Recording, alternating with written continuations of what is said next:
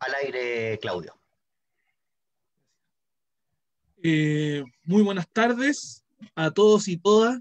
Muchas gracias por venir a esta segunda sesión del seminario que lleva como título Los inicios de un marxismo latinoamericano, el itinerario de José Carlos Mariátegui. En esta segunda sesión, miércoles 10 de marzo, corresponde el tema Una lectura de los 7 ensayos de interpretación de la realidad peruana.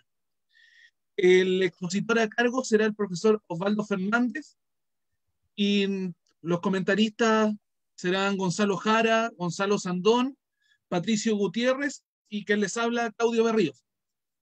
Para recordarles sobre el formato de estas sesiones, va a comenzar el profesor Osvaldo explicando, dando la sesión central. Van a venir los comentarios de los compañeros y posteriormente vamos a responder preguntas tanto que puedan estar acá en Zoom como las preguntas que pueden estar en el Facebook del ICAL. Les recuerdo a las personas de Zoom que pueden hacer sus preguntas en la sección de preguntas y respuestas. Así que le pasamos la palabra al profesor Osvaldo Fernández, quien hará la exposición del tema que es referente a los 7 ensayos de interpretación de la realidad peruana de Mariátegui. Profesor Osvaldo. Ya, buenas tardes.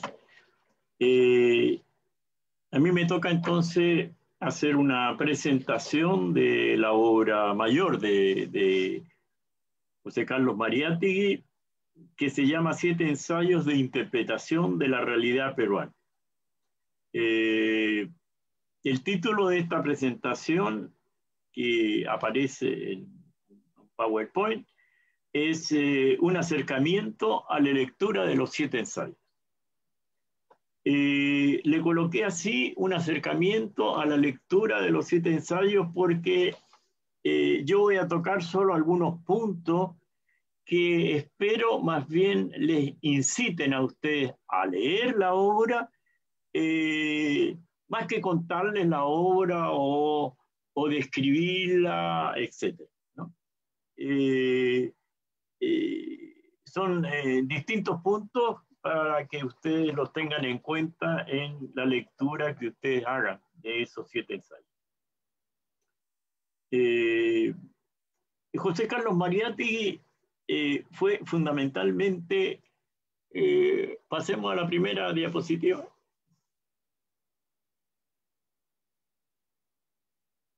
Ya. José Carlos Mariátegui fue fundamentalmente un periodista.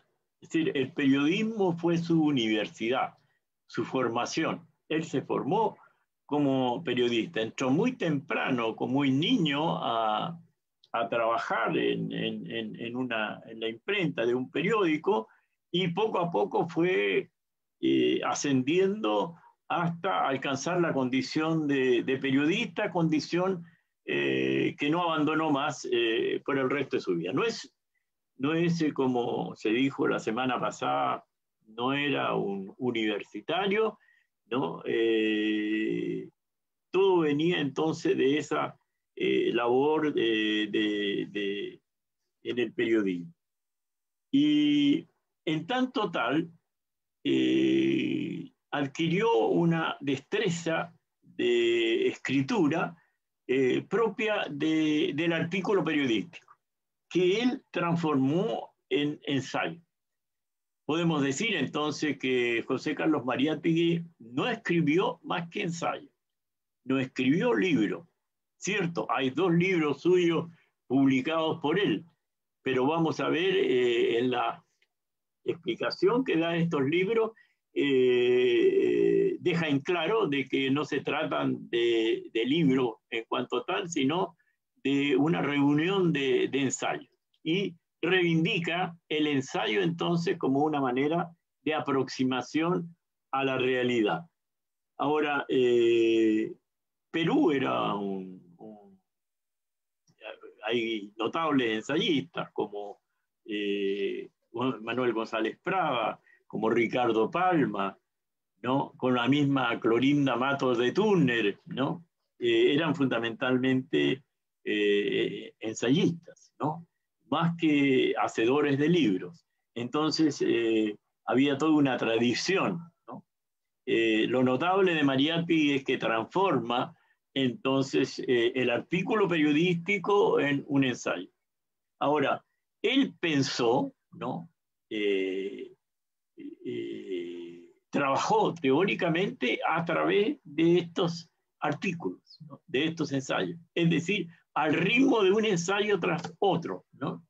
No tuvo nunca la ocasión de retirarse de la escena pública y emplear algunos años o meses en preparar un trabajo determinado, ¿no? Sino que fue pensando y elaborando a medida que escribía los ensayos, ¿no? Y de tal manera de que la trabazón de estos distintos ensayos va mostrando el ritmo de su pensamiento, ¿no? Eso creo que es lo primero a tener en cuenta y que explica entonces el título de la obra, que es 7 ensayos de interpretación de la realidad peruana. De hecho, si ustedes miran, se habla de 7, pero hay algunos que reúnen varios ensayos en su interior, ¿no? O sea, la textura del ensayo periodístico se refleja, ¿no? En ella, ¿no? Por ejemplo, el ensayo sobre literatura, que es el final, es enorme, ¿no? Es enorme y está compuesto de una cincuentena de ensayos, ¿no? Que él reunió en esto que llamó el proceso de la literatura y que es una crítica a la literatura peruana. Bueno, eso para decirle entonces de que los 7 no son 7 ensayos, sino podrían ser unos 70 o más, ¿no? Ahora, también el ensayo 2, ¿no? Sobre el problema de la Tierra, tiene una serie de, se compone de 2 o 3 ensayos, o el que habla de la instrucción pública también contiene otros ensayos en su interior, ¿no? Eso es entonces la manera como entender estos 7 ensayos. Ahora, ¿qué entendía Mariátegui por ensayo? En la escena contemporánea, él dice: agrupadas y coordinadas en un volumen bajo el título de la escena contemporánea, no pretenden estas impresiones demasiado rápidas o demasiado fragmentarias componer una explicación de nuestra época, ¿no? La escena contemporánea es el análisis que Mariátegui hace de lo que es Europa o la crisis europea en ese momento, ¿no? Él estuvo en Italia, ¿no? Y lo primero que empieza a escribir una vez que llega al Perú en el año 23 fue artículos sobre su experiencia europea. Pasemos a la otra diapositiva, por favor. Entonces, esto que le estoy leyendo yo es lo que coloca él al comienzo de en la presentación de la escena contemporánea, ¿no? Que son una serie de ensayos sobre la crisis europea. Ahora, agrupada y coordinada, como digo, en un volumen, bajo el título de la escena contemporánea, no pretenden estas impresiones demasiado rápidas o demasiado fragmentarias componer una explicación de nuestra época. Pienso que no es posible aprender en una teoría el entero panorama del mundo entero. Perdón, del mundo contemporáneo. No es posible, sobre todo, fijar en una teoría su movimiento. Tenemos que explorarlo y conocerlo episodio por episodio, faceta por faceta. Nuestro juicio y nuestra imaginación se sentirán siempre en retardo con respecto a la totalidad del fenómeno. Aquí Mariátegui adelanta una cosa, a mi modo de ver, notable, ¿no? Y que es la teoría no puede captar, ¿no? totalmente y de una sola vez el movimiento de lo real, ¿no? En esa frase que él dice, ¿no? Nuestro juicio, nuestra imaginación se sentirán siempre en retardo respecto de la totalidad del fenómeno, está diciendo de que no hay un sistema, ¿no?, que explique el mundo, ¿no?, o que explique una realidad determinada de una vez y para siempre. Mariátegui está lejos del sistema, tan lejos como están Antonio Gramsci y tan lejos como estaba Carlos Marx, ¿no? Pensar, digamos, en sistema, cuando pensamos en Mariátegui, en Gramsci o en Marx, es una ilusión. Es una ilusión del que piensa de que mediante la teoría puede captar definitivamente una realidad. La realidad es móvil, ¿no? Y tenemos que seguirla en ese movimiento para poderla entender. Y entonces él da una idea, ¿no?, de cómo puede ser esta aproximación a lo real, ¿no?, dado que no se le puede coger definitivamente en su totalidad. El mejor método, dice, para explicar, el método para explicar que traduce nuestro tiempo es tal vez un método un poco periodístico y un poco cinematográfico. En esto, Mariátegui se aproxima a lo que en la misma época, ¿no?, pensaba sobre la manera de cómo escribir Walter Benjamin, ¿no? Es decir, Mariátegui tuvo esta visión entonces de lo cinematográfico, ¿no?, en los años 20, piénselo usted, ¿no?, en los albores de este arte, ¿no?, como una manera de aproximarse a este movimiento de una realidad social. Pasemos a la otra diapositiva. Veamos ahora lo que dice con respecto al ensayo al comienzo de los 7 ensayos. Nosotros colocamos en una antología que se entregó la semana pasada esta advertencia que él coloca al comienzo de los 7 ensayos. Les recomiendo leerla con atención antes de leer los 7 ensayos. Y ahí dice lo siguiente. Reúne, comenzando con una cita a Lynch, ¿no?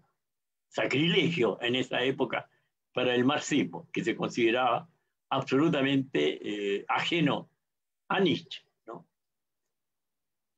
Reúno en este libro, organizados y anotados en 7 ensayos, los escritos que he publicado en Mundial y en Amauta sobre algunos aspectos sustantivos de la realidad peruana. Nos vamos a referir enseguida a qué quiere decir con publicados en Mundial y en Amauta. Mundial era una revista de la época en la cual Mariátegui empieza a colaborar, ¿no? No hay en Chile una revista de este tipo ahora, ¿no?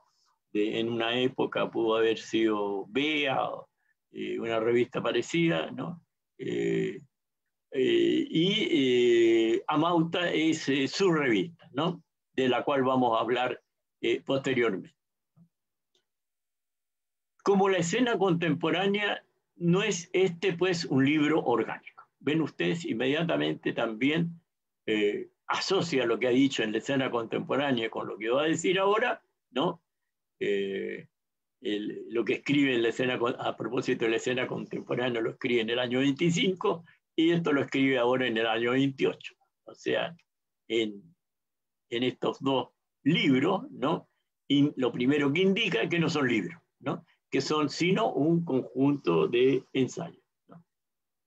Mejor así, dice, mi trabajo se desenvuelve sobre el querer de Nietzsche, que no amaba al autor contraído a la producción intencional, deliberada de un libro, sino a aquel cuyos pensamientos formaban un libro espontánea e inadvertidamente. Muchos proyectos de libro visitan mi vigilia, pero sé por anticipado que solo la realizaré los que un imperioso mandato vital me ordene. Volveré a estos temas cuantas veces me lo indique el curso de mi investigación y mi polémica. Tal vez hay en cada uno de estos ensayos la intención de un libro autónomo. Ninguno de estos ensayos está acabado. No lo estará mientras yo viva y piense y tenga algo que añadir a la por mí escrito, vivido y pensado. ¿No? Esto es lo que Mariátegui dice entonces en el comienzo de los 7 ensayos, ¿no? Con lo cual deja en claro de que lo que escribe y se puede tomar como un libro es un grupo de ensayos que esta vez se enfocan en la realidad peruana. Pasa, Claudia, la otra, ya. Él habló de Mundial y Yamaha, ¿no? De hecho, los escritos que contienen los 7 ensayos fueron publicados prácticamente 3 veces. Algunos de estos ensayos, no todos y no el conjunto, ¿no? La primera vez se sitúa a fines de los años 24 y comienzo del 25, ¿no? Que es cuando Mariátegui asume, ¿no? Por eso uso la palabra asunción, ¿no? Asume la realidad peruana y coloca esta realidad y la preocupación por esta realidad como eje de sus reflexiones sobre el Perú. Cuando Mariátegui llega en el año 23, venía obnubilado por el fenómeno de la crisis europea y explicaba entonces, en la primera conferencia explicó esta crisis, ¿no? Se refirió a esta crisis, muy poco del Perú aparece en las primeras conferencias, pero poco a poco, una vez que se instala, que comienza a colaborar, que conoce a los indigenistas, comienza a preocuparse entonces de esto que le va surgiendo, se va alumbrando ante él como realidad peruana. Entonces llama a colaborar en el estudio de esta realidad. Incluso hay un ensayo que se encuentra en Peruanicemos al Perú, un par de ensayos en donde él sugiere la creación de un ateneo, la distribución de grupos de investigación que se reúna en torno al método del seminario de estudio sobre distintos aspectos de la realidad peruana. Creo que ahí ya estaba el germen de lo que él estaba pensando en estos 7 ensayos, ¿no? Ahí convoca a otros a que participen, entre esos al gran historiador peruano de la época, ¿no? Bueno, la segunda etapa es la que aparece en Amauta.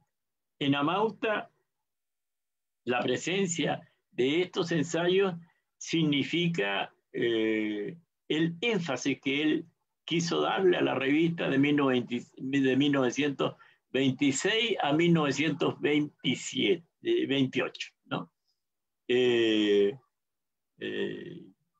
Fue un periodo de convocación, de decantamiento, ¿no? Los colaboradores de la revista, lo vamos a ver cuando hablemos de Amauta, venían de distintos horizontes, ¿no? Y la revista entonces se proponía, ¿no? Conciliarlos, ¿no? Embarcarlos a todos en una misma empresa político-cultural, ¿no? Ahora, el instrumento con el cual trabaja Mariátegui esa convocación en esta etapa de Amauta es justamente son los ensayos que aparecen después en los 7 ensayos en el libro. Y finalmente, en el mismo año 28, a finales del año 28, aparece los 7 ensayos de interpretación de la realidad peruana, ¿no? En donde él articula y organiza el Perú de los años 20 del siglo pasado mediante lo que llamamos un corte sincrónico. Un corte sincrónico, yo he tomado esta expresión de la lingüística, ¿no? De Saussure, y que opone lo sincrónico a lo diacrónico. Lo sincrónico es la fotografía, ¿no? Que fija en un periodo determinado la lengua. Podríamos decir cuál era el español de Cervantes, ¿no? Y cuál el español de hoy. Hay muchas semejanzas, pero también hay diferencias, ¿no? Ahora, en el desarrollo del lenguaje, que es muy lento, es difícil ver las evoluciones, ¿no? Pero a través de estos cortes se pueden ver los cambios, ¿no? Es entonces una especie de panorama del Perú que él vivía en el momento que escribía, ¿no? Ahora, pasemos a la otra diapositiva. La estructura del libro que él propone recoge el diseño que Marx deja entrever en el prólogo a su contribución a la crítica de la economía política. Acuérdense ese en donde habla de estructura y superestructura. Deja entrever porque la diferencia y el corte casi absoluto entre estructura y superestructura es más bien la lectura que se han hecho de este escrito, los que lo han puesto, que lo que este escrito mismo admite, ¿no? Porque se trata de una página y cuarto que está en medio de un relato autobiográfico, en donde él traza Marx el desarrollo de sus escritos sobre economía fundamentalmente, ¿no? Desde el año 43 al año 59. Y lo coloca como introducción al primer intento de escribir El Capital, que publica en el año 59 y que después abandona porque no le gustó la forma como expuso lo que él quería decir, ¿no? Y entonces pasaron largos 9 años hasta que en 1867 encuentra la forma para el ideal y comienza a escribir El Capital, ¿no? El primer tomo. Ahora, en ese prólogo entonces aparece una página y cuarto donde habla del resultado que él ha llegado con todos estos estudios y ese resultado hace una distinción entre lo que son las relaciones materiales, productivas, y lo que es la conciencia que los hombres tienen de esas relaciones en el plano en donde se mueve su conciencia. Ahora, se puede decir que en los 7 ensayos hay un intento por recrear esa estructura. Y hay 3 ensayos que están ahí en rojo, ¿no? Que son los que se refieren como a la base material productiva del Perú de ese entonces, que es el esquema de la evolución económica, el problema del indio y el problema de la tierra. La novedad que él introduce, de la cual vamos a hablar, es que él incorpora inmediatamente en el plano de la estructura al indio, ¿no? Al problema del indio, a la situación del indio peruano, ¿no? Y a la situación que se daba entonces de la explotación del indio peruano. Después vienen 4 ensayos, que son los que están en amarillo, ¿no? el problema de la instrucción pública, el factor religioso, regionalismo y centralismo, el proceso de la literatura. Ahora, en estos ensayos se abordan estos aspectos del plano superestructural, es decir, cómo funciona la educación en el Perú, cómo funciona el fenómeno religioso en el Perú, etc., ¿no? Ahora, lo notable de estos ensayos es que cada uno de ellos sacrifica o somete, por así decirlo, a la temática la historia. Y si ustedes los comparan y los examinan, verán en que cada uno de ellos la historia es disímil, ¿no? Diferente. Entonces, hay un elemento histórico en esto, ¿no? El factor religioso, por ejemplo, no comienza con la religión católica, sino que comienza con la religión del Tahuantinsuyo, ¿no? Es decir, con la religión incaica, ¿no? Y de ahí entonces va evolucionando hasta las distintas presencias religiosas que se dieron en el Perú, ¿no? Es una mezcla entonces de lo sincrónico con lo diacrónico, lo que se da en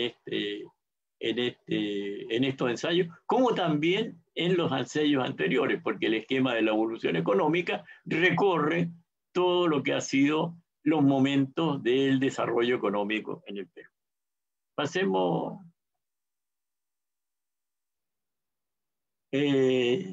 Entonces, a la novedad de incorporar al indio en su análisis de la realidad peruana, se agrega otra gran novedad, que es que incorpora el marxismo, que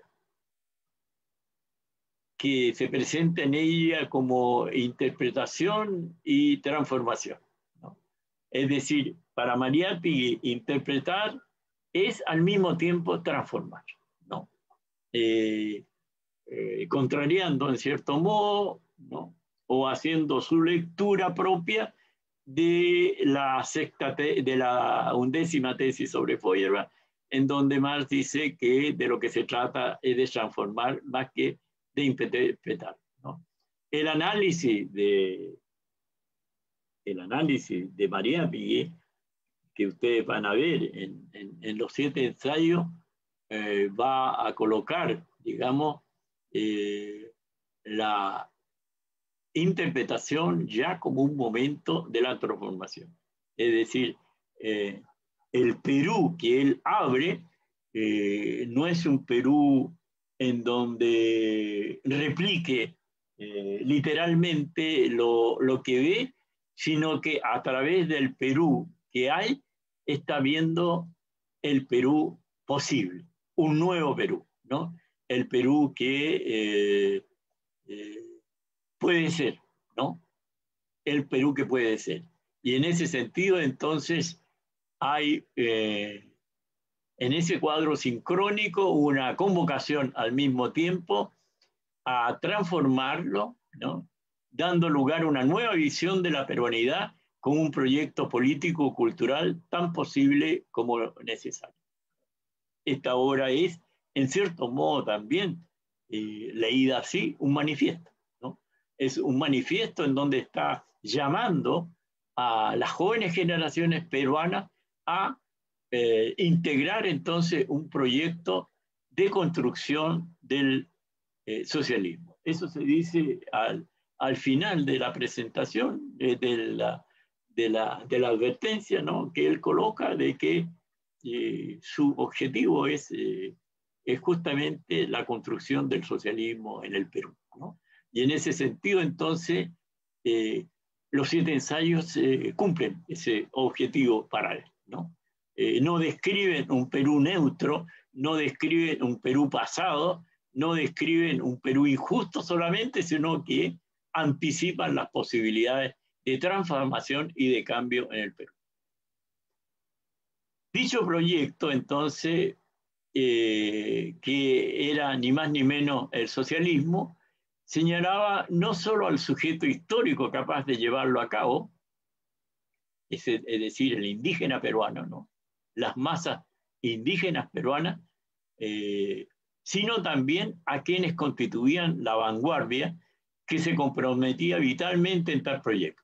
Es decir, las jóvenes generaciones indigenistas, apristas, socialistas y sindicalistas que pululaban en ese momento y que se reunieron y contribuyeron a la creación y fortalecimiento de la revista Amauta, es decir, que colaboraban junto con Mariátegui. Amauta es una revista que concita la atención de toda la joven generación peruana de ese entonces, ¿no? Entonces, eh, ese carácter es el que también se traslada a los 7 ensayos, ¿no? Es decir, convocación, polémica, etc. Pasemos a la otra.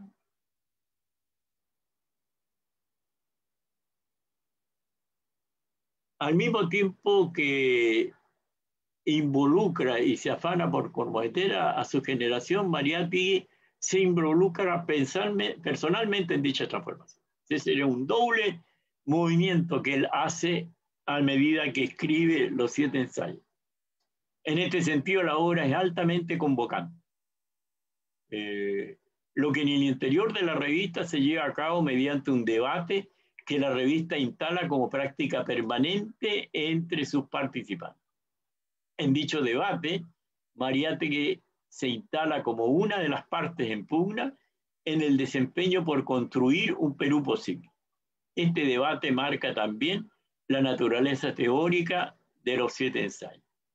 Los 7 ensayos entonces no son una obra expositiva, ¿no? No es una semblanza del Perú, es un debate abierto, y una convocación abierta, un debate con los que ya han quedado obsoletos, ¿no? Con la generación del 900 y una invitación a la joven generación a participar en la construcción de un nuevo Perú. Casi lo mismo que él dice en el Ateneo lo traslada entonces ahora a este libro. Esto se puede advertir por el diálogo que el discurso crítico de Mariátegui pone ahí en obra. Un diálogo entre un yo confesional y un nosotros convocado. Creo que hay que poner atención a esto, porque esto también es una enorme novedad en los 7 ensayos, ¿no? Un diálogo entre un yo confesional y un nosotros convocando. En momentos determinados, Mariátegui toma la palabra personalmente, ¿no? Cosa inusual en un texto que está destinado a escribir un panorama determinado, ¿no? Alguien que se proponga escribir sobre Chile y dar una descripción de Chile, no va a incorporar su persona en eso, ¿no? Sin embargo, alternan en los 7 ensayos 3 formas de discurso. Un discurso en tercera persona, que es lo normal, ¿no? Un discurso en primera persona, que es confesional, ¿no? Declaradamente parcial, ¿no? Y un nosotros que convoca fundamentalmente, ¿no?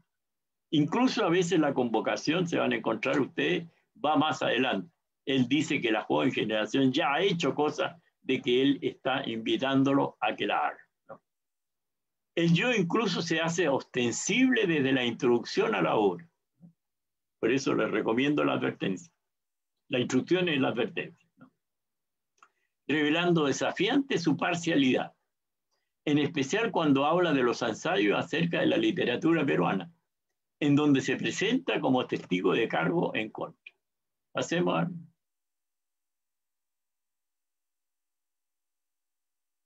Dice al comienzo del ensayo de la literatura: Otra vez repito que no soy un crítico imparcial y objetivo. Esto también es absolutamente desafiante, ¿sí? ¿Quién que escriba un libro va a decir que él es imparcial y no objetivo? ¿No? Es un gran desafío que plantea con estos términos. Mis juicios se nutren de mis ideales, de mis sentimientos, de mis pasiones. ¿No? Incorpora la pasión en esto. Tengo una declarada y enérgica ambición, la de concurrir a la creación del socialismo peruano. Estoy lo más lejos posible de la técnica profesional y del espíritu universitario. Con la técnica profesional y el espíritu universitario está aludiendo a los escritos asépticos, neutros, imparciales, en donde el autor trata lo más posible de limar toda presencia y de toda opinión personal, ¿no? Mariátegui, en cambio, no, ¿no? Pone su mano, ¿no? en el escrito, ¿no? Y en el caso de la literatura, entonces, que se llama proceso a la literatura peruana en un sentido judicial, ¿no? Él va a opinar en contra de la literatura peruana y anuncia entonces su énfasis desde un comienzo. Bueno, pasemos.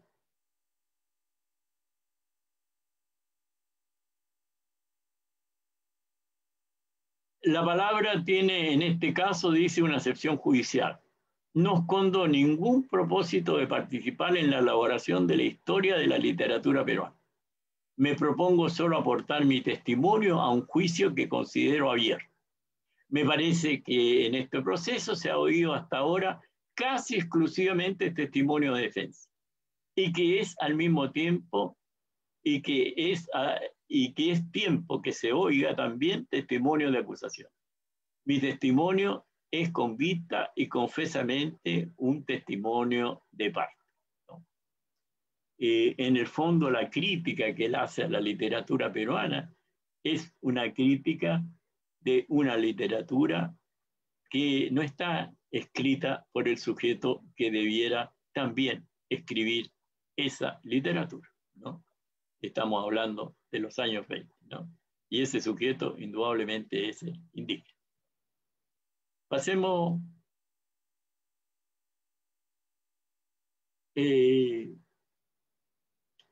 Aunque Mariátegui reivindica el marxismo como la ciencia que sustenta la hermenéutica que despliega, lejos de aplicarla a la realidad peruana, la pone a prueba y confronta en el ejercicio.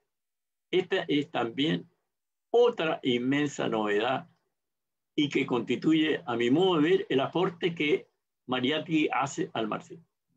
Es decir, normalmente en el marxismo de su tiempo y en muchos marxismos posteriores, lo que se trata cuando se habla de una interpretación marxista es de aplicar el marxismo a una realidad, ¿no?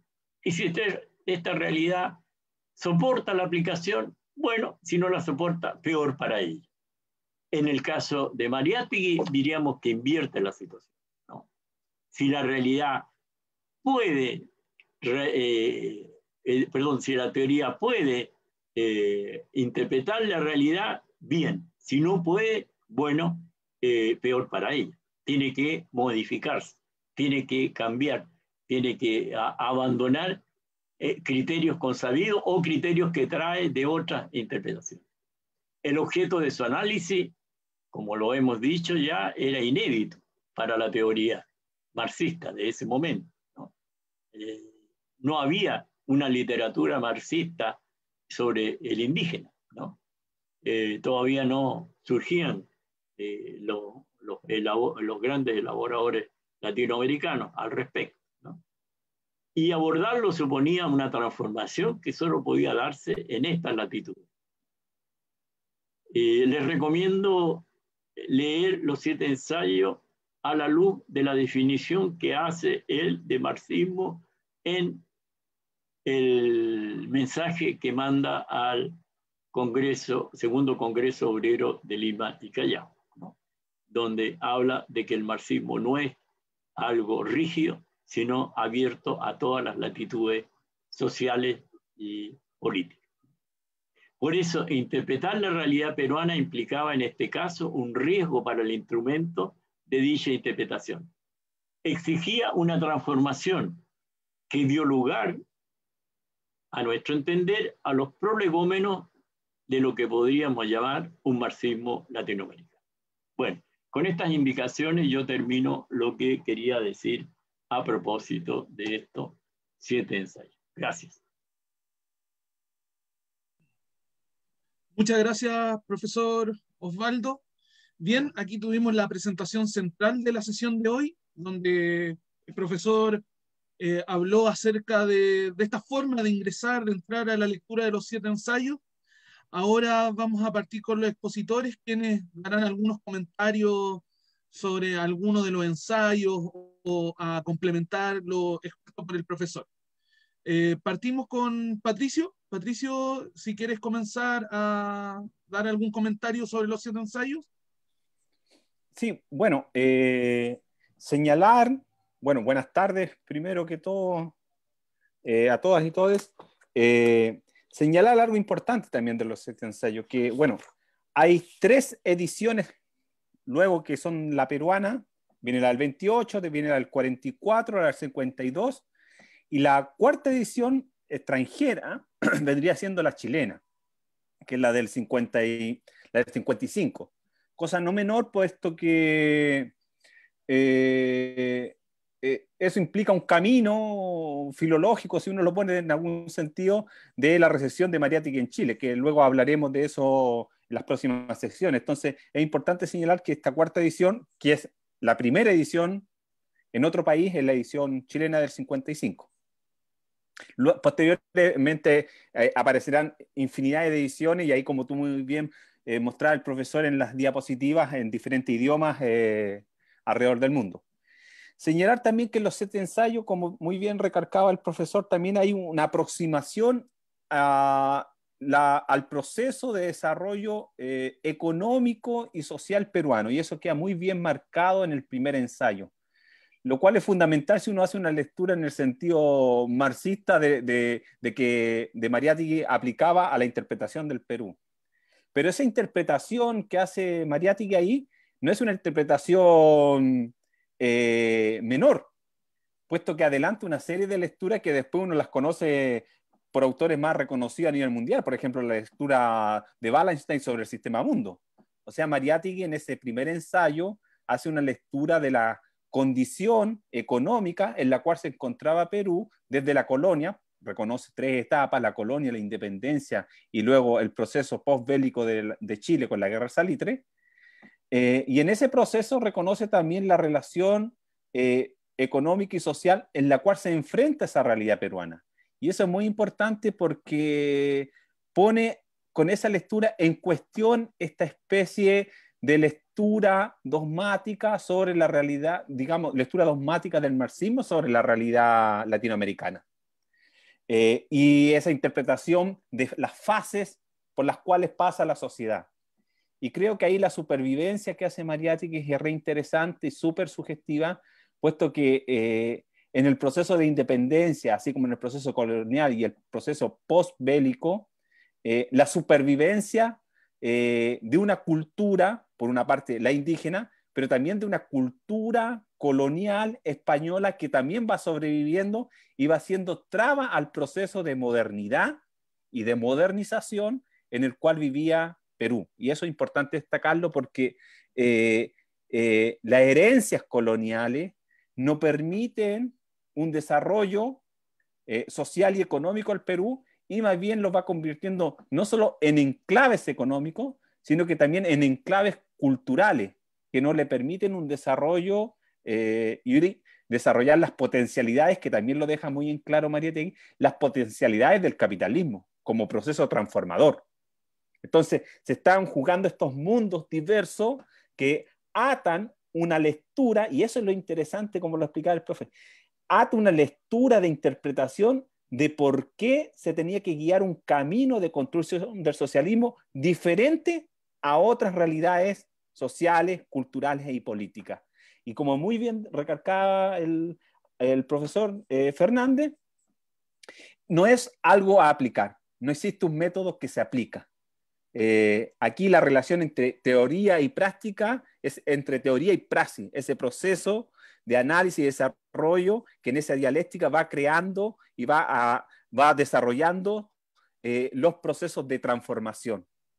No por declararse marxista, se tiene que declarar a sí mismo que esa teoría y esa conceptualización y esas categorías se repliquen en el Perú, sino que se tienen que reconstruir también, y eso es importante, esas categorías de análisis para enfrentar la realidad peruana. Y ahí está el proceso también revolucionario, en ese proceso de interpretación, histórica que hace, pero también político y cultural.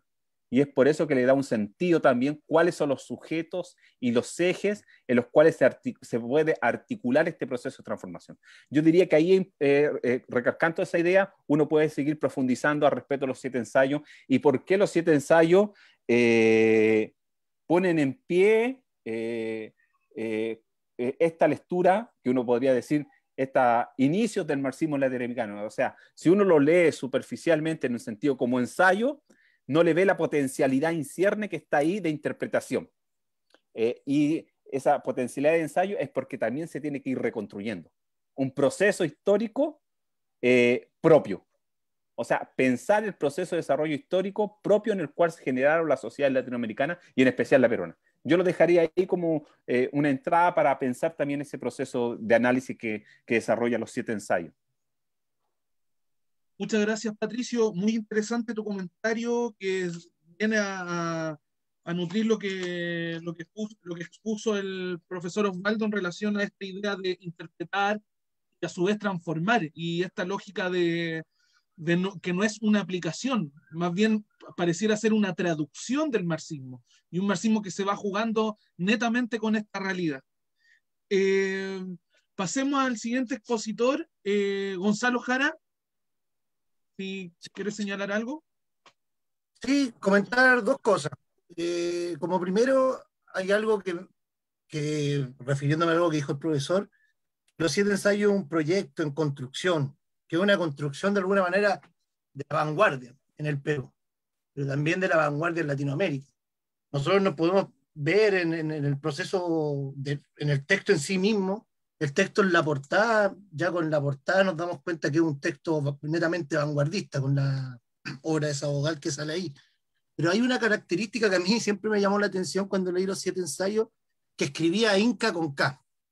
Y después uno lee el prólogo a Tempestad en los Andes, de Valcárcel, y también aparece la palabra Inca con K.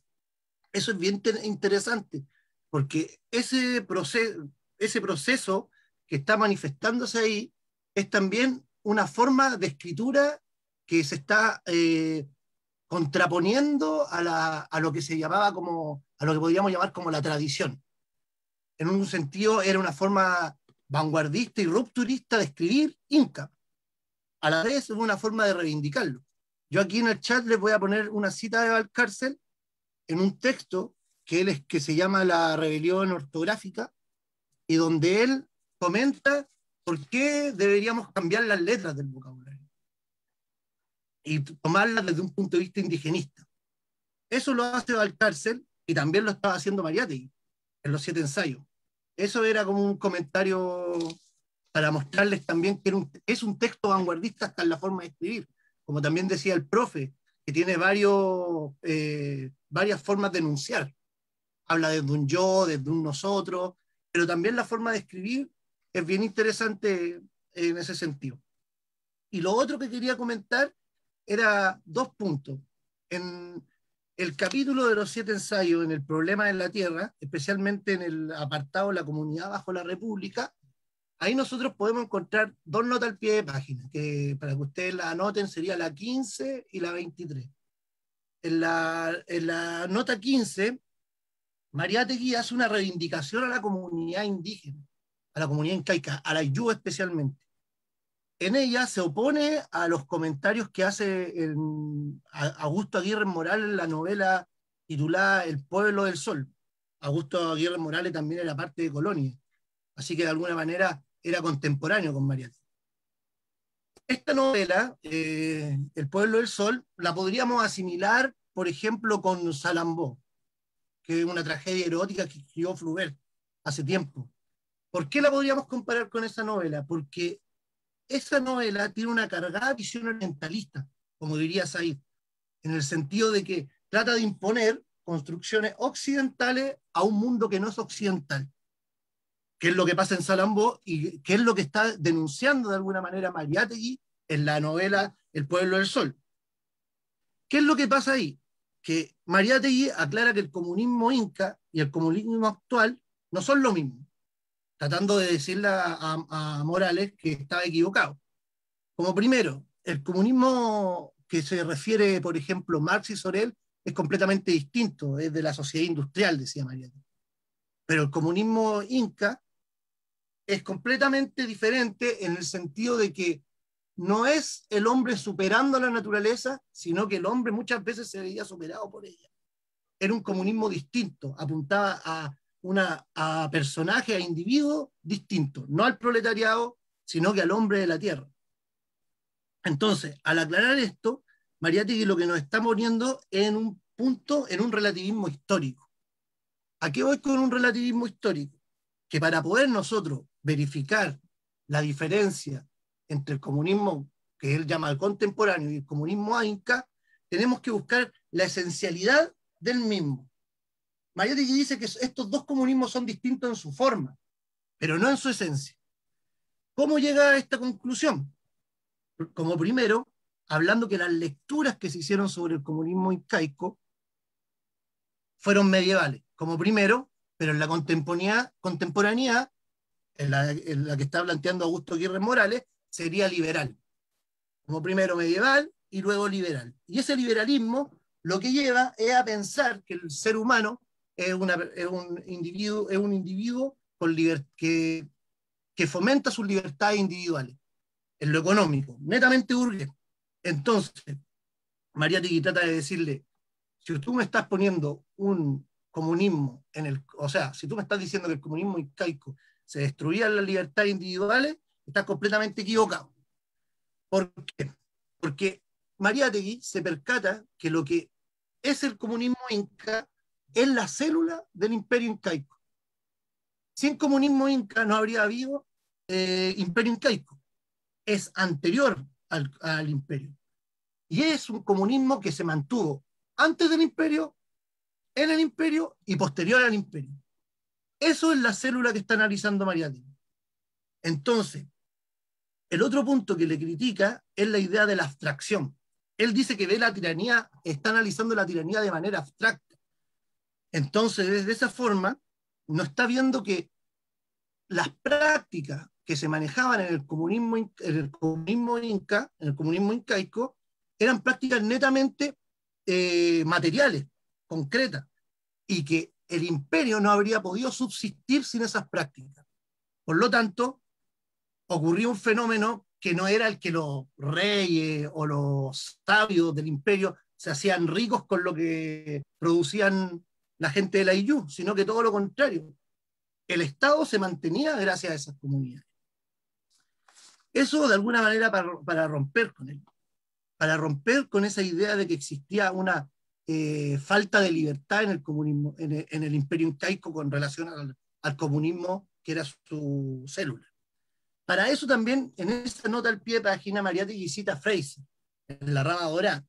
Es bien interesante ahí porque para tratar de afirmarse, esto es discutible, pero para tratar de afirmar su argumento, él habla que Fraser dice que de alguna forma en estas sociedades primitivas donde habían estados fuertes como la incaica, la libertad era mucho mejor que en la vida salvaje, porque en la vida salvaje para Fraser los individuos morían, estaban destinados a morir. Por el contrario, la libertad que se da en el imperio se podía mantener. Y otro concepto que hace en esa cita es la imagen de Proudhon, cuando dice que Proudhon, ustedes muy bien conocen la frase de él, la propiedad de un robo. Algo que no había en el imperio incaico, dice Mariátegui, el robo, puesto que no había propiedad, porque la propiedad era comunal. Entonces, no podemos ya analizarlo desde un punto de vista occidental, porque, número uno, no había propiedad privada, número dos, no había el Inca no estaba peleando por esas libertades individuales, libertad de prensa, libertad para escribir, que el mismo Mariátegui dice, eso lo necesitamos nosotros, pero ellos no lo necesitaban. Entonces, de alguna forma, él está construyendo una imagen celular del comunismo incaico, que ha traspasado tanto al imperio, tanto a la colonia, y se ha mantenido en la actualidad, que es algo muy bien que había dicho Patricio el miércoles pasado. Él ve en ese proyecto comunista del Inca, en el Ayllu, una cosa que ha logrado trascender, y ha trascendido hasta la actualidad, hasta el capitalismo. La otra nota que yo quería hablar de esa sección de la comunidad bajo la República es la nota 23. ¿Por qué? Mariátegui al final del texto dice lo siguiente: disolviendo o relajando la comunidad, el régimen del latifundio feudal no solo atacaba a una institución económica, sino también y sobre todo una institución social que defiende la tradición indígena, que conserva la función de la familia campesina y que traduce ese sentimiento jurídico popular al que tan alto valor asignó Proudhon y Sorel. Eso queda como oscuro. ¿Por qué? Porque si nosotros nos ponemos a pensar qué es lo que vio Sorel y vio Proudhon que tal vez no vio Marx, eso es lo que está viendo Mariátegui. Para Mariátegui, lo que vio Sorel fue lo siguiente: el trabajo depende en muy vasta medida de los sentimientos que experimentan los obreros ante su tarea. Ese sentimiento que experimentan los obreros en su tarea es un sentimiento que viene desde la familia, según lo que está planteado en la tesis, en la nota. Entonces, si nosotros nos ponemos a pensar, lo que está tratando de reivindicar Mariátegui es la comunidad, pero la comunidad desde la tradición de este constructo que fue desde un principio familiar. Y eso conllevó a que tuviera esa fuerza moral. Si nosotros nos ponemos a ver en los 7 ensayos, él en muchas partes habla de la moral de productores. Esa moral de productores es la que se funda desde esa familia. Es una moralidad de características religiosas, en donde la virtud del trabajo es la que vale mucho más que la producción del trabajo, de lo produce el trabajo. O sea, esta moral de productores, ¿qué es lo que haría? Es inhibir y negar el utilitarismo, de alguna manera. Entonces, el trabajo ya no es utilitario para un uno, sino que para un todos. Y eso solamente podía verse en las comunidades. Y de alguna forma, como muy diría Sorel, serían espontáneas y es un desapego, esta moral, un desapego de la vida por una causa, que es la causa sería la comunidad. Eso quería como resaltar de alguna forma de los 7 ensayos, esas dos cosas. Muchas gracias, Gonzalo. Muy interesante tomar dos puntos esenciales. Uno, el que señalaste con respecto a el análisis y crítica que Mariátegui hace con otros autores con respecto a las comunidades y con respecto sobre todo al Tahuantinsuyo, porque ahí se nota en Mariátegui un trabajo y un estudio etnográfico, incluso antropológico, que está teniendo con respecto a las comunidades, porque se desliga de ese análisis liberal de decir, como no había propiedad privada, por lo tanto, o propiedad individual, estaban bajo un sistema esclavista, que puede ser la visión tradicional desde un punto de vista liberal. Y lo otro, el tema de la IU, que ahí es interesante, pues en los 7 ensayos, Mariátegui habla de que en estas comunidades, en esta IU, está la presencia de un socialismo práctico, que es concepto que trabaja bastante Miguel Maceo, que es un mariateguiano argentino.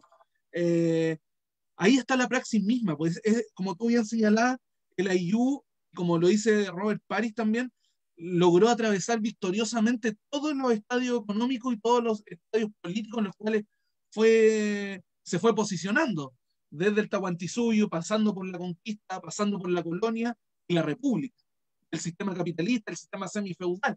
Entonces, ahí es donde Mariátegui ve eso, y es interesante, pues logra entender ¿Dónde está la esencia de esa comunidad? Y bueno, no quiero, por el tema de tiempo, vamos a pasar también al siguiente expositor, Gonzalo Sandón, si quieres comentar algo.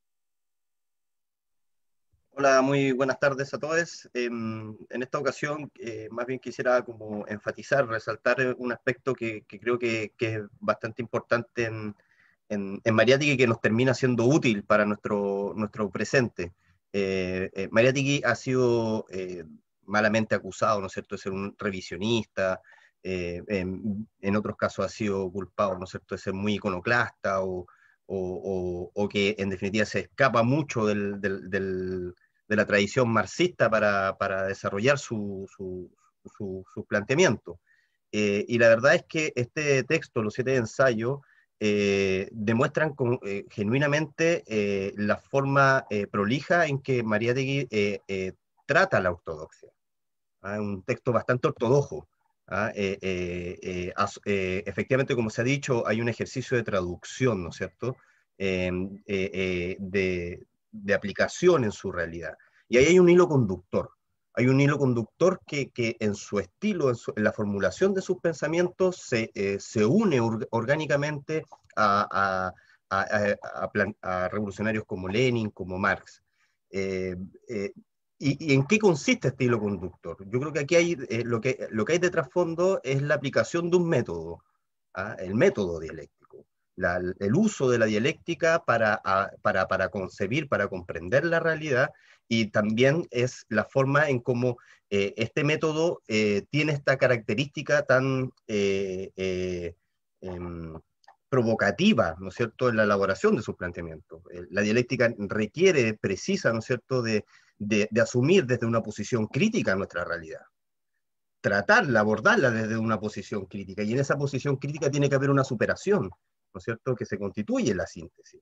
Y esa síntesis, ¿no es cierto?, es abierta, provoca nuevos desafíos, plantea nuevas intromisiones, y por lo tanto nos permite que nosotros podamos captar el movimiento histórico de los sucesos, de los acontecimientos. Entonces, ahí yo creo que hay un elemento importante. ¿Qué podríamos decir que sería la espina dorsal de este método dialéctico? Para tratar de explicarlo un poco. Es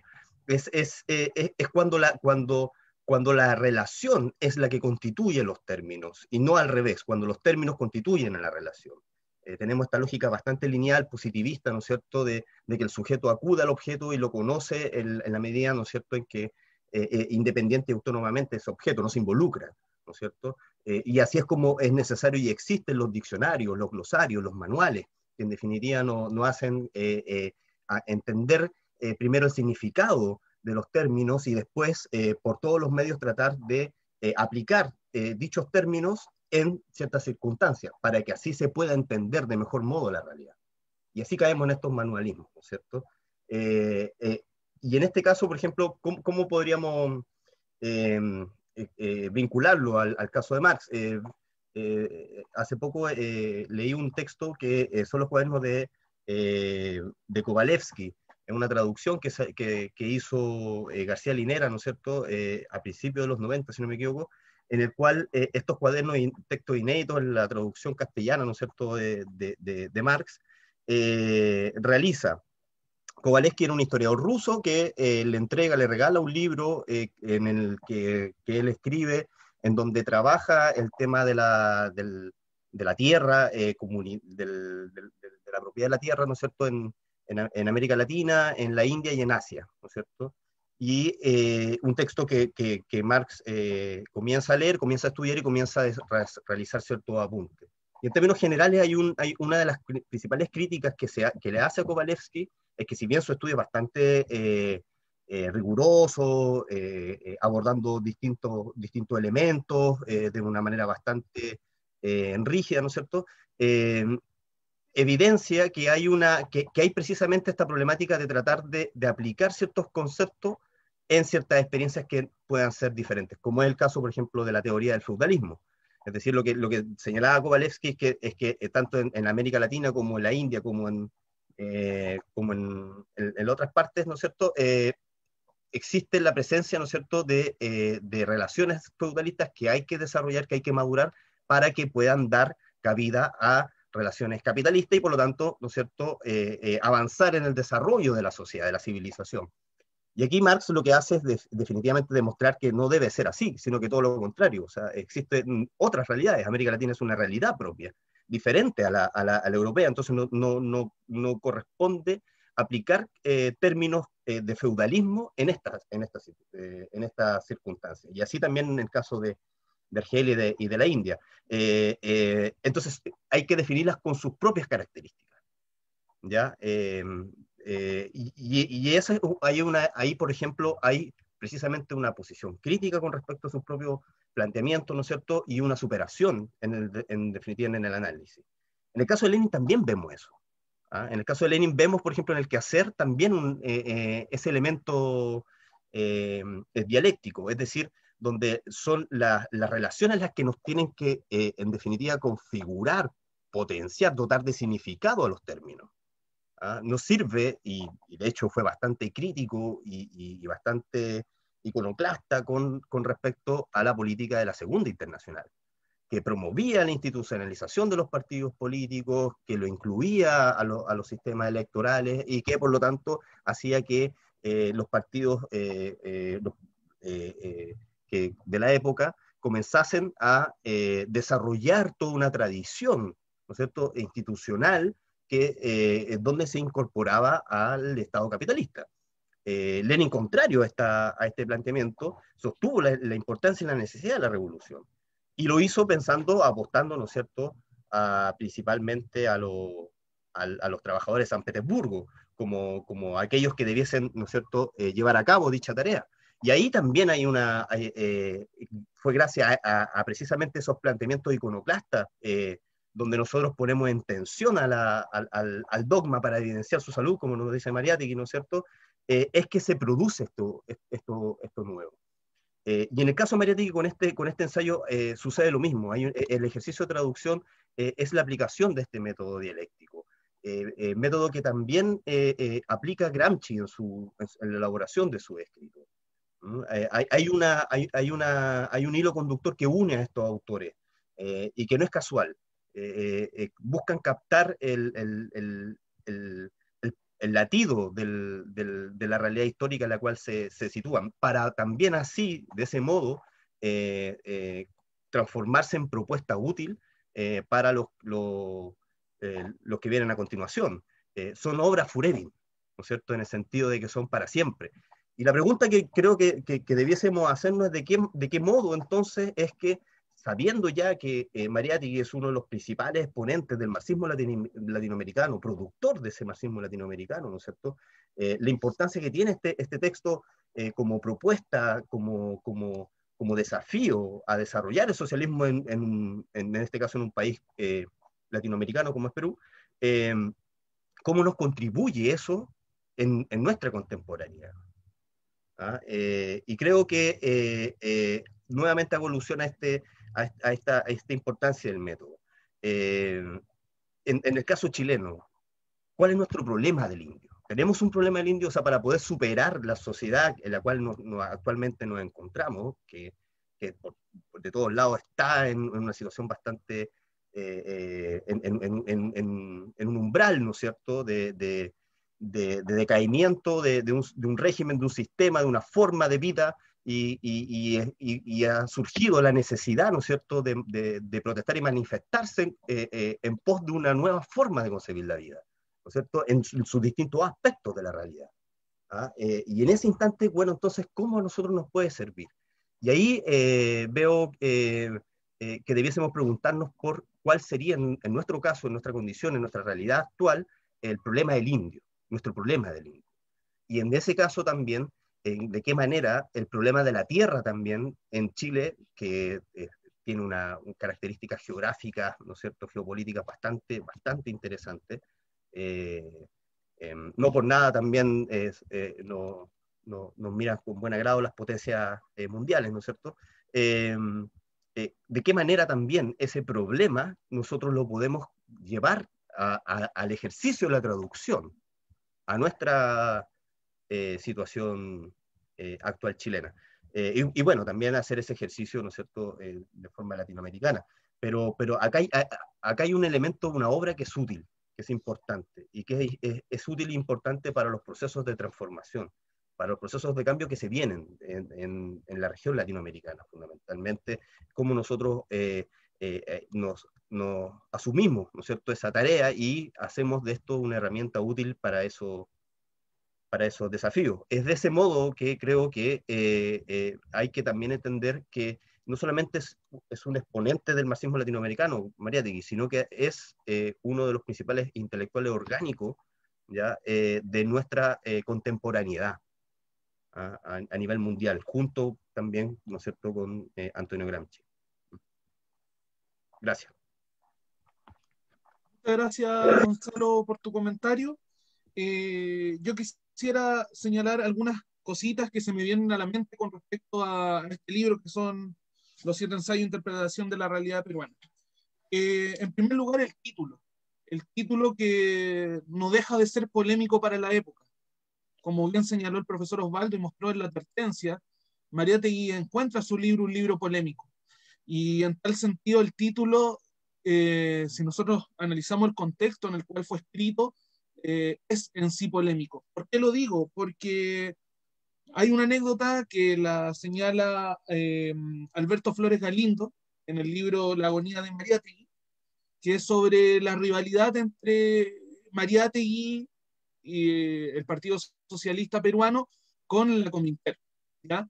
En el primer encuentro latinoamericano de la Tercera Internacional que se hizo en 1929.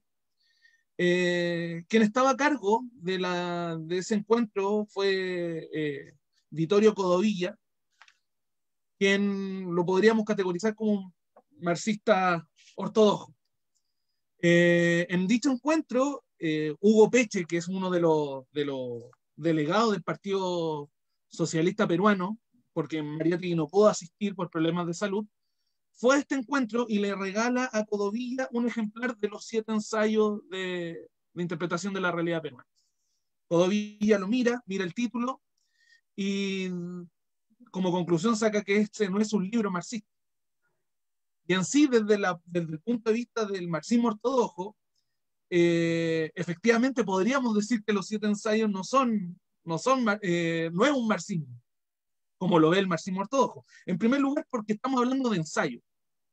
Yo creo que fue el primer punto que le llamó la atención a Codovilla. Los ensayos en sí, en esos años, eran formas de escritura que estaban más bien asociadas a escritores burgueses, pensando un poco en Rodó, un poco en ese sentido. Como era un formato de escritura libre, estaba más asociado a la idea de escritores burgueses. En segundo lugar, interpretación, que ya el profesor lo habla, que efectivamente en Mariátegui la idea de transformación se traduce en transformación. Pero interpretación también es mal visto en el sentido de que para los ojos o para la mente de Codovilla, Mariátegui se alejaba de la lógica científica que debía tener el marxismo.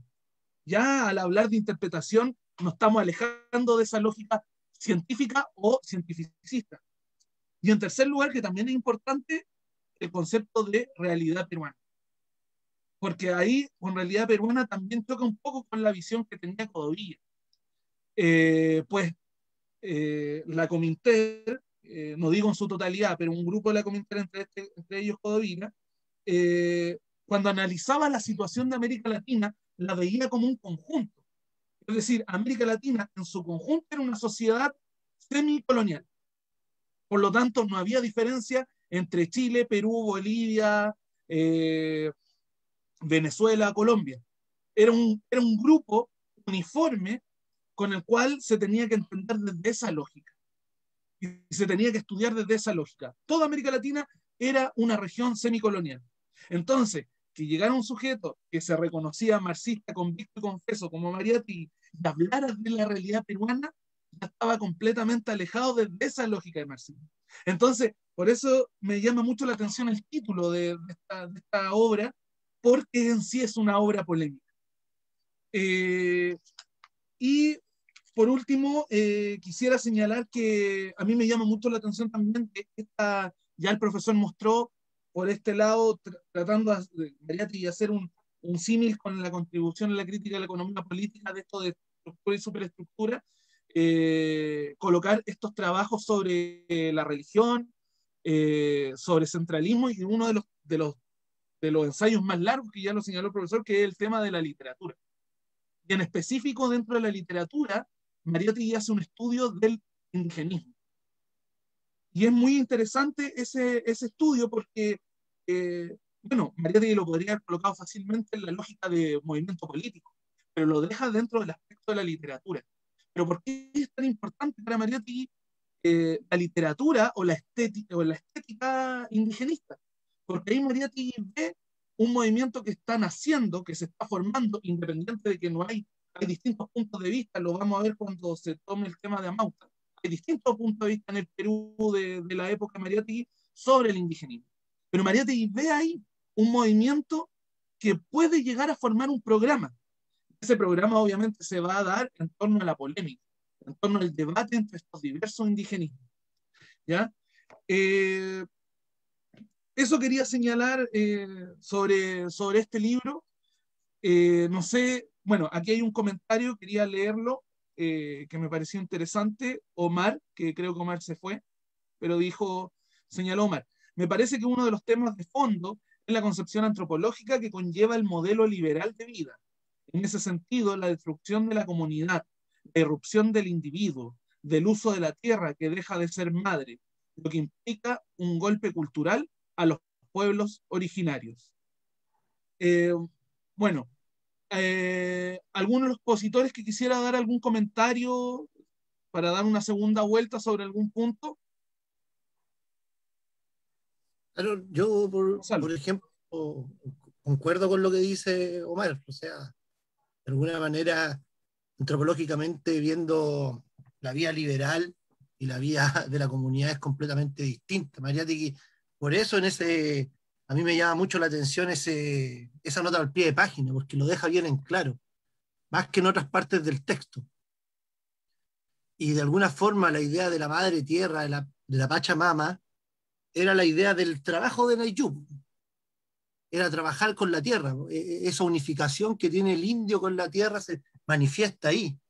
Y es algo que no termina en el indigenismo de Mariátegui, sino que es algo que es base para posteriormente fomentar lo que es el indianismo. O sea, la idea de la madre tierra es lo que se contrapone a todo Occidente, porque Occidente de alguna forma ve a la Pachamama como un objeto por el cual explotar.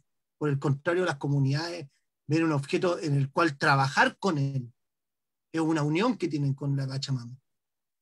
Eso es una imagen completamente anticapitalista y de alguna forma una concepción de hombre completamente distinta a la de los liberales, desde un punto de vista sustancial. No se le escucha, Claudio. Sí, con el micrófono cerrado. ¿Alguien más que quisiera hacer un comentario sobre esto, Patricio? Bueno, agregar ahí que eso está trabajado, si uno lo mira bien, también en el primer ensayo, o sea, lo que dice Gonzalo en el fondo. O sea, cuando Mariátegui ahí trabaja la idea, esta diferencia entre Occidente, este caso occidental, diríamos, más que Occidente, occidental, entre la relación entre feudalismo y burgo. Y dice que ese problema en Perú no se da, puesto que el feudalismo, llamémoslo así, peruano y latinoamericano, en su relación de producción está con un mercado externo y no con el interno. Entonces, una relación que no desarrolla ese proceso productivo interno. Está carente de una burguesía. Si uno lo mira finamente, ese comentario también hay una apuesta de desarrollo de civilización en el contexto en el cual se había retrasado el Perú. Y yo creo que eso es interesante al plantearlo como esta lectura, si uno podría decirlo, Mariátegui, como ustedes saben, era muy asiduo de Govetti. Govetti, el gran historiador, si usted lo pone italiano, que trabajó toda esta relación del desarrollo de la falta de nación italiana. Este símil gobetiano que tiene Mariátegui para entender la historiografía es llevarlo a pensar estos múltiples Perú. Y ese es un punto central. O sea, hay muchos Perú, no hay un solo Perú. Y dentro de esos múltiples Perú hay algo interesante que aflora ahí, que hay una nación que ha sobrevivido y que está representada, como todos lo hemos dicho, que ya acá en el Ayllu y en la comunidad indígena. Pero es una nación previa al concepto de nación occidental, que tiene otras relaciones económicas y sociales en el fondo. Entonces, es interesante pensar a este Mariátegui que está apostando en una reflexión teórica, pero también muy histórica, de su experiencia europea, también gobetiana, para entender esa realidad, y que no es una realidad lineal, historiográficamente lineal o cronológica como uno vería en Occidente, que también es la mirada capitalista y también cierta idea lineal del marxismo ortodoxo, sino que está pensando en la multiplicidad de relaciones sociales que existen en el Perú. Y cómo esa multiplicidad de relaciones sociales han detenido el proceso de desarrollo occidental. Porque la ciencia europea, pensando en el desarrollo europeo, dice Mariátegui ahí mismo, hubo una confluencia entre el feudalismo y la ciudad que logró a desarrollar esta libertad y después esta proletarización de ese mundo y dio la potencialidad del capitalismo. Pero la relación que se construyó en América Latina y en especial con el sistema colonial peruano, y que es propio también del sistema colonial español, llevó a potencial a construir guetos dentro de la ciudad. Y ahí están los guetos que nosotros pues conocemos como la oligarquía o los grupos enfeudados o encastados dentro, y que muy bien lo describe Mariátegui en esa concepción del gamonal. El gamonal viene a representar esta relación de sujeción política, económica y social que no permite el desarrollo potencial de las fuerzas incernes en el Perú, que en el fondo es desarrollar la potencialidad revolucionaria, si uno lo ve en ese sentido. Entonces, ahí hay una lectura de Mariátegui que es muy adelantada para la época, pero no tan adelantada, y con esto quiero cerrar, porque también los autores se leen en contexto y en contextos sociohistóricos y culturales. No le pidamos a Mariátegui tampoco que desarrolle una discusión mucho más allá, porque tampoco uno podría decir los escritos que se conocían a la época que escribe Mariátegui sobre mar son muy menores, aunque él leía en francés, pero son muy menores. Muchos escritos de Mar se conocieron algunos después posteriores a la muerte de Mariátegui, e incluso en la década del 70 siguieron apareciendo. Y con lo que es ahora, para no profundizar en eso, con los nuevos estudios de las megas, vamos a conocer a otro Mar. Entonces, yo creo que los autores están leyéndose en contexto también con las relaciones intelectuales y culturales de la época. Entonces, Mariátegui, la potencialidad de la época está en ese sentido.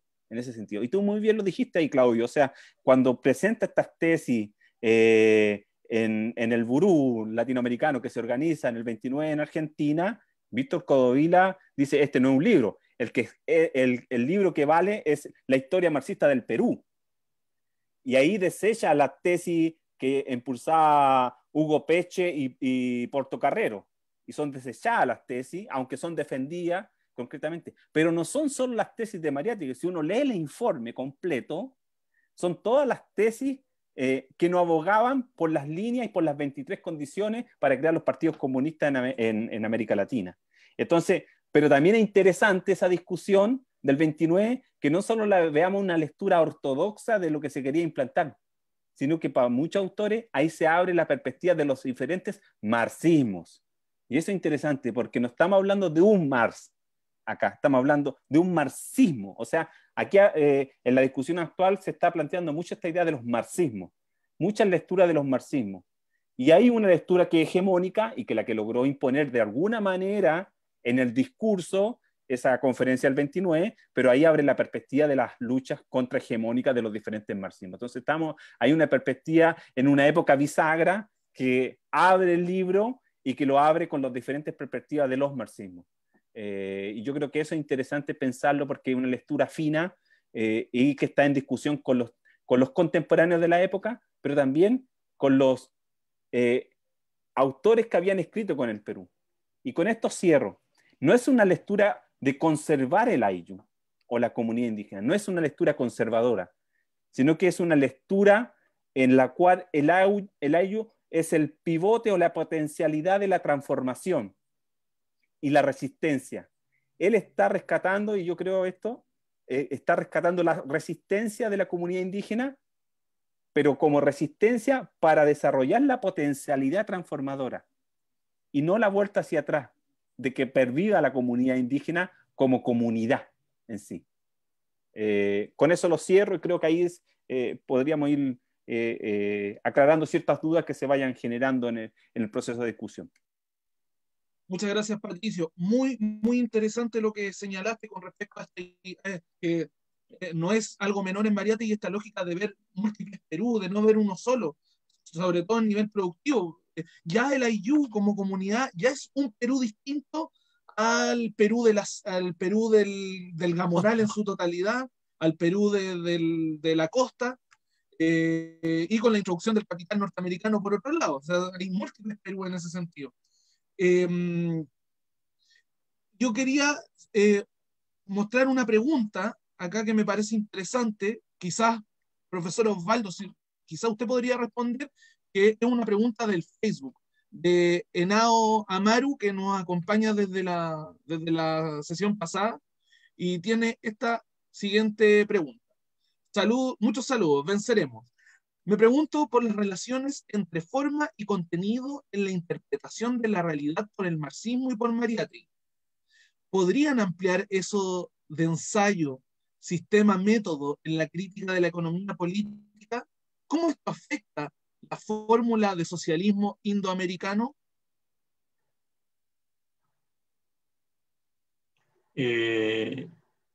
Bueno, tiene que ver un poco con lo que yo dije, es decir, la ausencia de una respuesta al problema significaba un proceso de creación teórica, ¿no?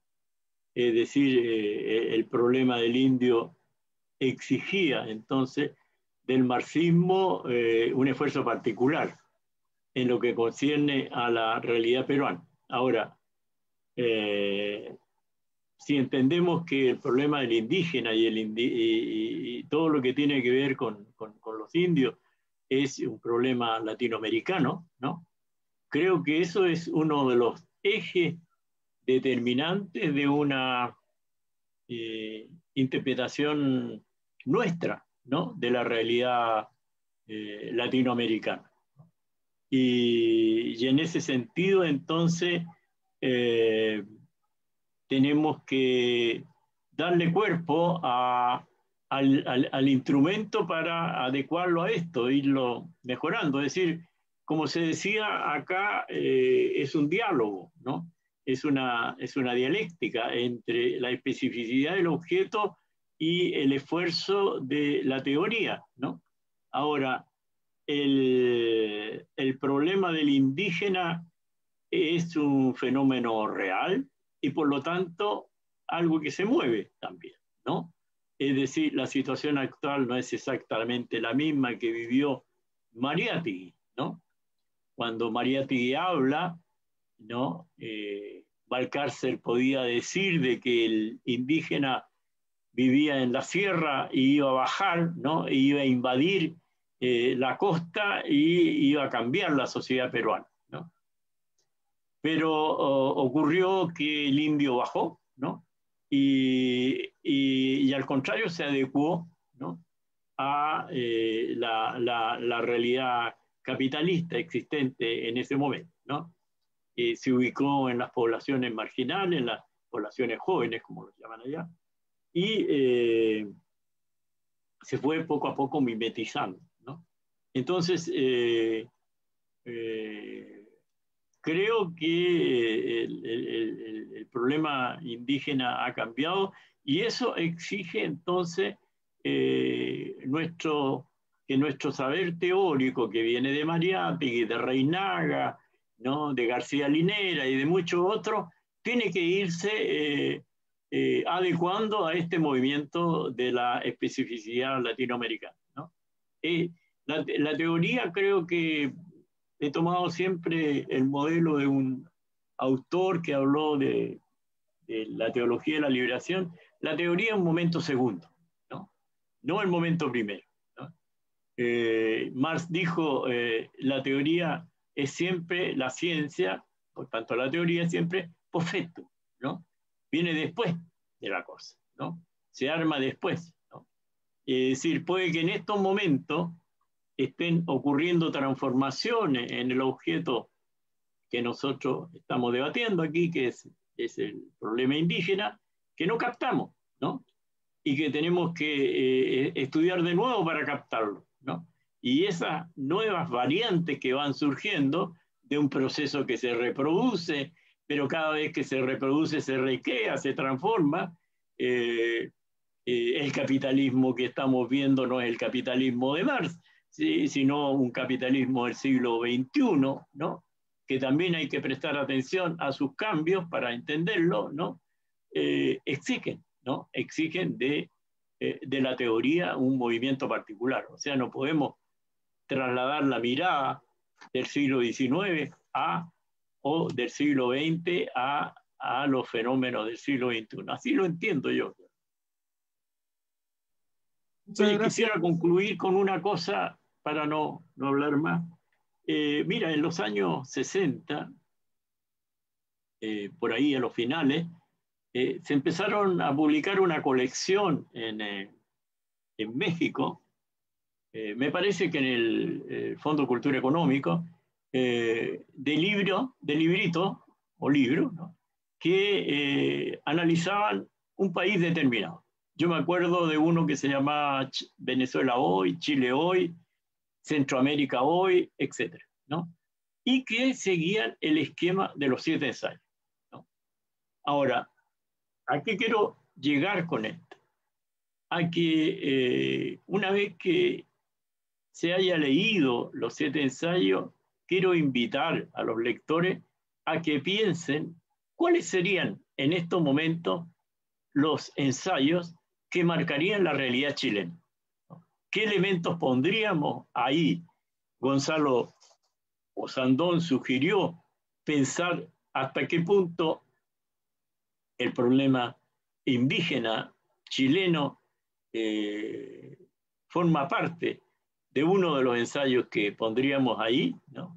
Hasta qué punto este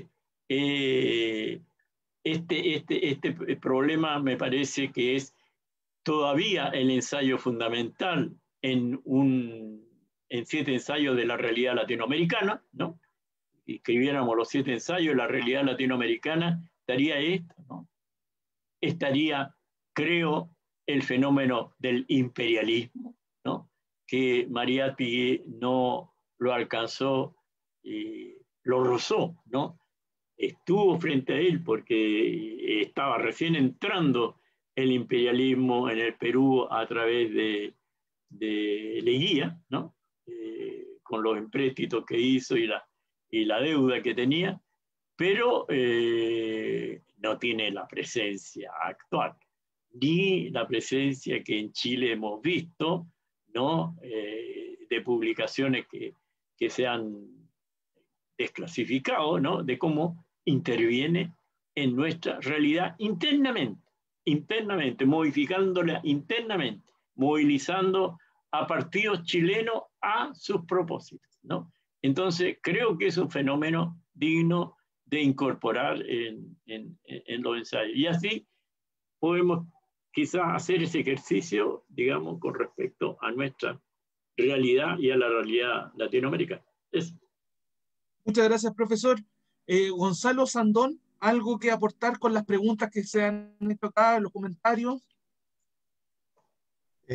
Más bien continuar con lo planteado por el profesor Fernández, esa invitación, esa provocación. Creo que es bastante importante que podamos ver de cara a nuestra realidad en lo que respecta a la confección de estos debates sobre nuestra nueva sociedad, cómo el elemento, la problemática indígena, en nuestro caso chileno, es determinante en la confección de lo que viene a posteriori, que la experiencia boliviana es una experiencia que es muy importante de destacar también en este aspecto, en cómo ha sido vanguardia, en la forma en que también ha traducido estos ensayos latinoamericanos, ¿no es cierto? Y lo ha traducido a su propia realidad. Yo creo que hay avances ahí que son importantes destacar. La confección de un Estado plurinacional es un avance significativo en lo que respecta a nuestra América.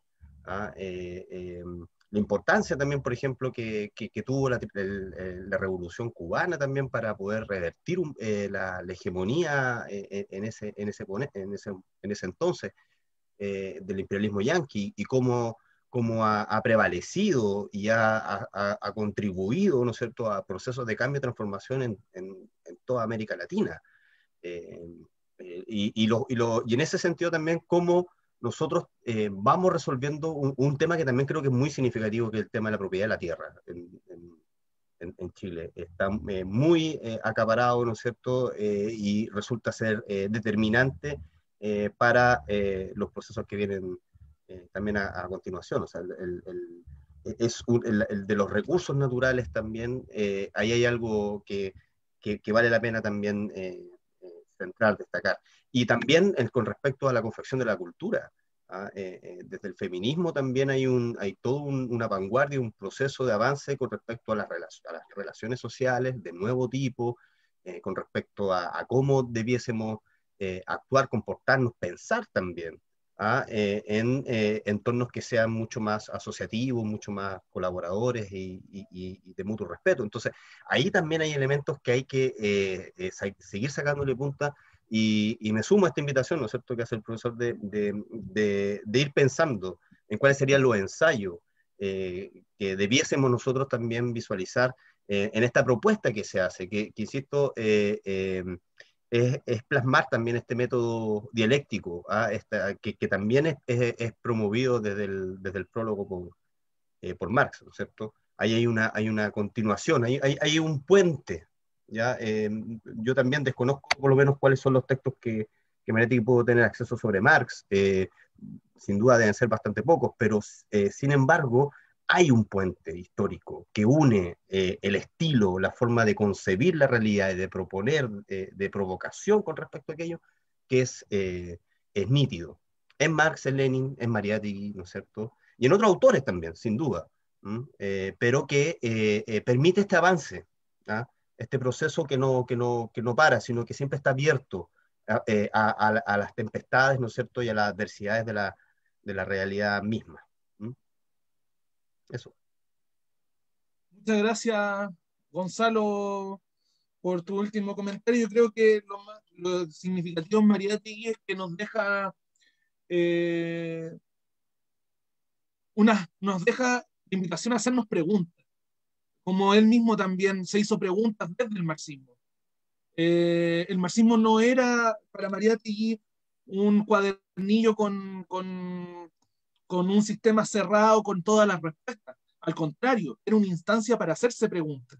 La pregunta por el indio, la pregunta por la nación, que son temas muy importantes en la época en que Mariátegui está discutiendo, porque por un lado, la sociedad peruana había salido de unos gobiernos que eran los civilistas, se produjo una crisis institucional y eso derivó también en una crisis de identidad, una crisis sobre el concepto de nación, que no era solamente un tema que estaba discutiendo Mariátegui. Toda su generación empieza a discutir el tema de lo nacional. Y en esa discusión de lo nacional es cuando comienza a aparecer esta lógica y esta problemática del indigenismo, o la problemática de las comunidades indígenas. Comienza a discutirse, comienza a plantearse ciertos postulados, no solamente desde lo político, desde lo estético, desde lo literario. Y en ese sentido, Mariátegui, desde el marxismo, aporta con preguntas. ¿Cómo plantearnos la idea de un Perú integral? Un Perú que desde la conquista hacia adelante ha sido un Perú fragmentado, donde las 4/5 partes de la sociedad, que son las comunidades indígenas, están fuera de esta idea de nación. Y ahí es donde Mariátegui va con esta propuesta que es bastante interesante. Y para finalizar, y esta pregunta quizás Gonzalo sería interesante que quizás pueda responder, porque lo hablamos hace poco. Galo Eisenstein pregunta, dice lo siguiente: sé muy poco que las diferencias, dice, sé muy poco de las diferencias de las distintas culturas latinoamericanas e indígenas. Sin embargo, y ahí está la pregunta, ¿no habrá cierta idealización del tipo de relaciones sociales que existían en el Imperio Inca? Por ejemplo, dice él, contrastado con lo que se ha dicho con las opiniones de Alejandro Lipsutz acerca de los regímenes esclavistas y lucha de clases en esos imperios. No sé, Gonzalo, si quiera aportar con algo. Claro, hay algo muy interesante. Voy a partir con eso y después continuar con algo para finiquitar nomás. Que de alguna forma, cuando nosotros hacemos una lectura de las sociedades que son anteriores a la nuestra, siempre tenemos que verla desde un punto de vista etnográfico. No tenemos que caer en la idealización ni tampoco en una crítica descarnada desde nuestra cultura hacia ella. Lo que tenemos que tratar es buscar lo que hizo Mariátegui, buscar algo que sea algún germen en ella que se pueda traspasar a la realidad. O si no, caeríamos en construcciones totalmente negativas, como lo mismo que hizo en El Pueblo del Sol, que poniendo construcciones liberales se leyó a la cultura incaica. Lo que está haciendo Mariátegui es tratar de purificar esa idea y decir qué es lo que yo puedo tomar de la cultura incaica para poder extraerlo y posicionarlo en la contemporaneidad. Tienen que pensar que Mariátegui, uno de sus principios, podría ser como el nombre de su texto, peruanicemos al Perú. Cuando él estaba diciendo eso, nosotros tendríamos que pensar que una postura vanguardista ante el mundo es adquirir esto que fue destruido o negado y traerlo a la realidad, pero transformándolo. Hay una transformación, no es una idealización del pasado. La idealización del pasado, eso es parte de los reaccionarios, los grupos fascistas hacen eso. Mariátegui no era un fascista, lo que hace es tomar del pasado para poder interpretarlo en la realidad y convertirlo, construir desde él. O sea, decir, es cambiarlo, es mutarlo. Pero antes de esa mutación, tiene que reconocerlo, reconocer el germen para poder trabajarlo creativamente en un presente. ¿Ya? No hay no existe una negación, es tomar lo que ya hubo para poder construirlo. Y desde ese sentido, desde un sentido antropológico, nosotros no podríamos caer o negándolo o idealizando el pasado. Lo que tenemos que hacer es comprenderlo, estudiarlo en tanto que es, y buscar los gérmenes, los indicios que nos puedan ayudar a poder interpretar en el presente. Tenemos que pensar que Mariátegui hizo algo que era en la época súper antimarxista, crear un sujeto histórico nuevo, y ese era el indio. Pero eso lo hizo con la intención también de crear, de construir, no de traer al indio y ponerlo, ahora vamos a hacer una revolución con el indio por delante. No, es que ahora la gente, tiene un compañero de lucha, y ese es el indio. Y ellos van a construir algo nuevo, un nuevo porvenir. Hay que verlo a Mariátegui siempre, yo creo, desde ese punto vanguardista. Él siempre tuvo esa imagen media literaria y artística que logró llevar a su política, que fue esa de poder construir la realidad, de transformarla, con las cosas del pasado y con lo que se está manifestando, con lo nuevo. Eso quería comentar con relación a la pregunta. Muchísimas gracias, Gonzalo, por tu comentario. Bien, yo creo que por tema de tiempo ya nos pasamos. Siempre tenemos como idea quedar hasta las 8, pero siempre quedan preguntas y comentarios. Quiero agradecer a las personas que mandaron sus saludos. Hay saludos desde Punta Arenas, han saludado desde Lima, en el Facebook, saludos desde Guatemala, desde Río de Janeiro, así que ha sido bastante internacional este seminario. Y bueno, los dejamos, ya con esto cerramos y los dejamos invitados para la próxima sesión, la tercera sesión, que es el próximo miércoles 17 de marzo a las 6:30 de la tarde. Y el tema central se titula Defensa del marxismo, una lectura hermenéutica e histórica. Y el expositor a cargo de esa sesión será Patricio Gutiérrez. Así que nada, le agradecemos a todos y todas las personas que estuvieron escuchándonos, que hicieron preguntas. Esperemos que podamos contar con ustedes en las próximas sesiones. Y agradecer también a los expositores, Gonzalo Jara, Patricio, Gonzalo Sandón, profesor Osvaldo, en poder hacer sus comentarios y sus exposiciones. Así que, sin más, los dejo invitados para la próxima sesión y nos vemos, pues. Que tengan una muy buena semana. Chao a todos y todas. Chao a todos y todas. Cuídense.